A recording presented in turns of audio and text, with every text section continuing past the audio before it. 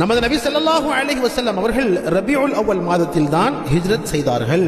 Medina முனவ்வராவில் எப்போது இஸ்லாம் பரவியது என்று சொன்னால், மதீனா முனவ்வராவில் ஹிஜ்ரத் செய்வதற்கு 2 ஆண்டுகளுக்கு முன்பே இஸ்லாம் பரவத் தொடங்கிவிட்டது.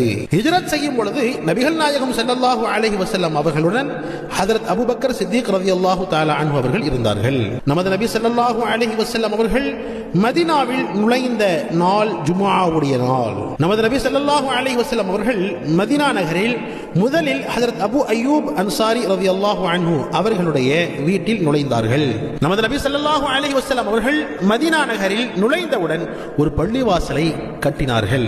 மதீனா நகரில் முதலில் கட்டப்பட்ட பள்ளிவாசலின் பெயர் மஸ்ஜிதே நபவி.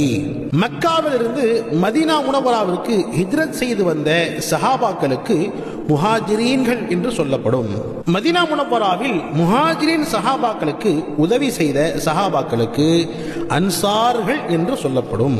நமது நபி ஸல்லல்லாஹு அலைஹி வஸல்லம் அவர்கள் ஹிஜ்ரி 10ஆம் ஆண்டு ஹஜ் செய்தார்கள். நமது நபி ஸல்லல்லாஹு அலைஹி வஸல்லம் அவர்கள் நிறைவேற்றிய ஹஜ்ஜுக்கு ஹஜ்ஜத்துல் வதா என்று சொல்லப்படும்.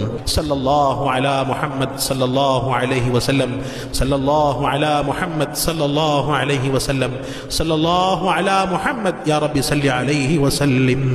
நபிகள் நாயகம் ஸல்லல்லாஹு அலைஹி வஸல்லம் அவர்கள் மீது அதிகமாக ஸலவாத் சொல்லக்கூடிய முஸ்லிம்களாக அல்லாஹ் நம்மை ஆக்கியல்வானாக. நபிகள் நாயகம் ஸல்லல்லாஹு அலைஹி வஸல்லம் அவர்களுடைய ஷஃபாஅத்தை நாளை மறுமை நாளில் அல்லாஹ் நம் அனைவருக்கும் நசீபாக்கி அல்வானாக.